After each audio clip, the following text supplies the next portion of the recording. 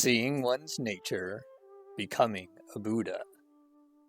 Most people think that light and darkness are different, but a wise person understands that the original natures of light and darkness are the same.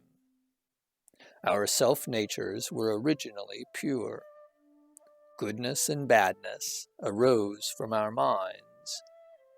If the mind thinks of bad things, then one descends into hell.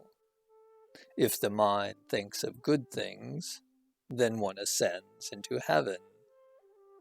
A wicked mind becomes a vile serpent.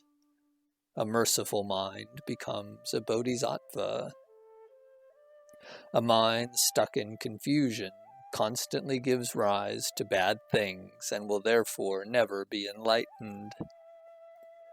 One thought towards goodness gives rise to wisdom, thus allowing one to realize Buddhahood.